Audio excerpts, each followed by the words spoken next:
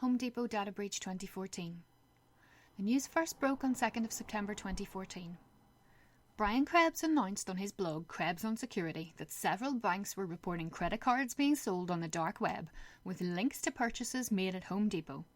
It looked like it may be linked to a known group of pro-Russian hackers attempting to retaliate against American actions in the Ukraine. Krebs is an investigative journalist, formerly of the Washington Post and with impressive connections in the security world. Before 1:50 p.m. that day, he had spoken directly with a Home Depot spokesperson, Paula Drake, who read from a prepared statement and confirms they are looking into unusual activity and protecting customers' information is something they take very seriously. I find two things interesting here. They had already prepared a statement suggesting they were already aware and PR had been an early consideration. She uses words like aggressively gathering facts while working to protect customers. Right out of the gate, Home Depot used language which demonstrated they were going to take the bull by the horns, rather than pretend this was a non-issue and everything was all in hand.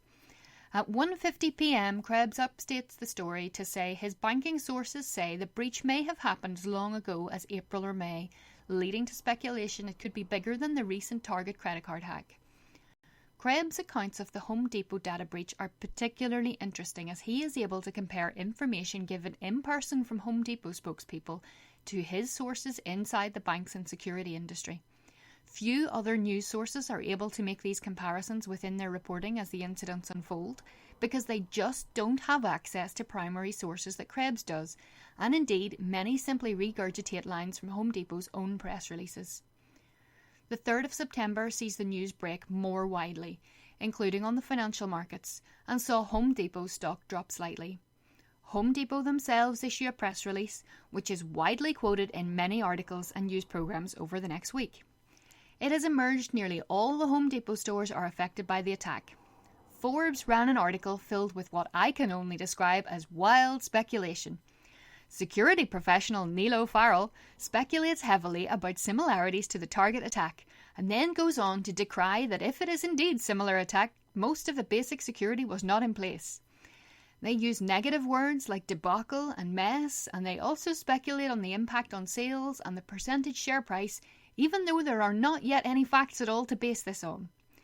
O'Farrell is quoted throughout the article using emotive phrases like "use it as an earthquake drill to go through security routines you've been putting off," and "if at some point you want to forgive Home Depot, they need to earn the forgiveness." What's striking is that people don't know just what has happened yet, how many people are affected, or what exact card details have been stolen, but this man, who is portrayed as an expert, is using language comparing it to a natural disaster and portraying Home Depot as perhaps needing to earn forgiveness, even though we don't yet know if the hack was caused by their mismanagement or not.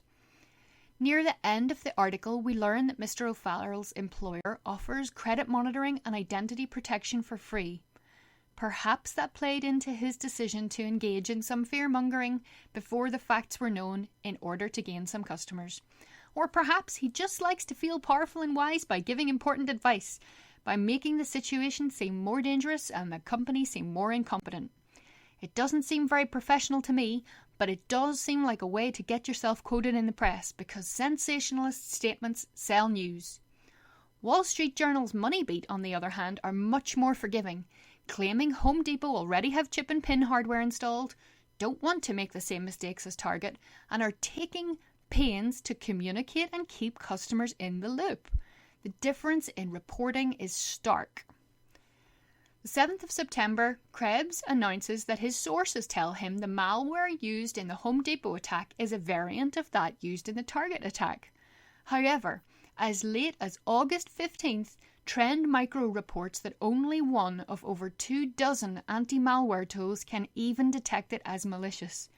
Krebs seems more interested in following back the trail of the malware origins than putting any particular spin on Home Depot's response.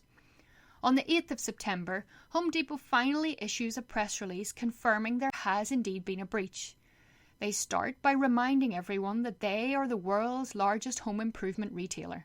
They know there will be thousands of eyes on this press release today, so before anything else, they want to remind people just how mighty they really are.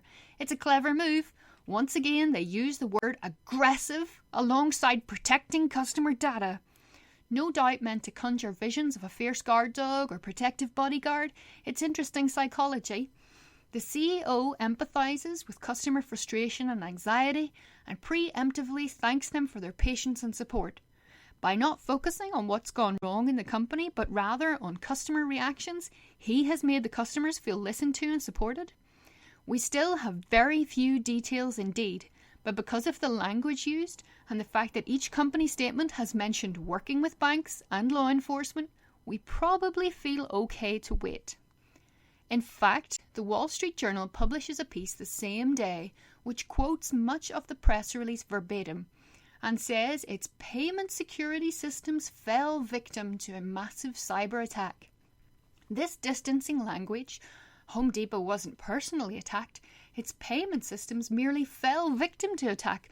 Gosh, it could have happened to anyone really, shows an unwillingness to cast blame.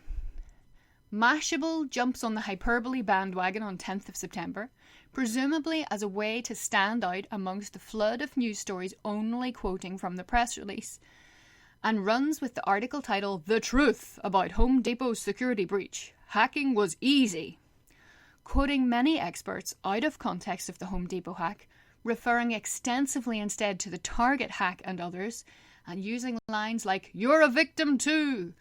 It's on brand as a kind of pull no punches, stick it to the man kind of news. But it plays on topical consumer fears as a way to gain more advertising views.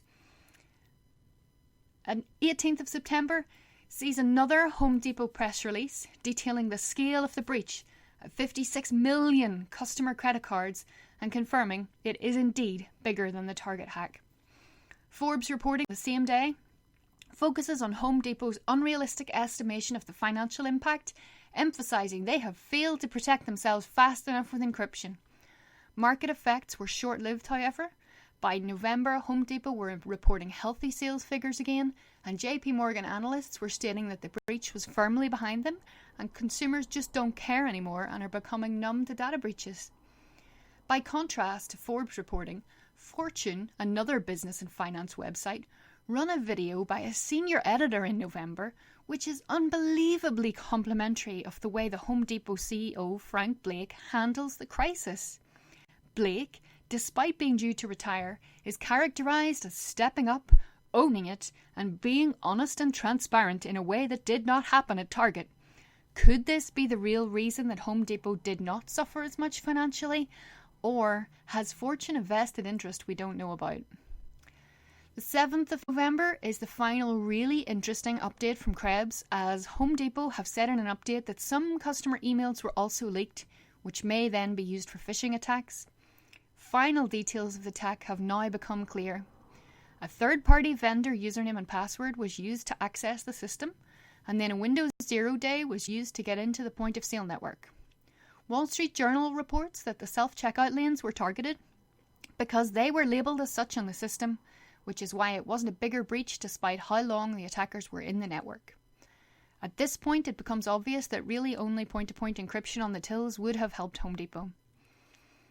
In March 2016, Home Depot agreed to compensate customers and pay fines. Fortune reports the overall cost of this and other settlement agreements has been $179 million.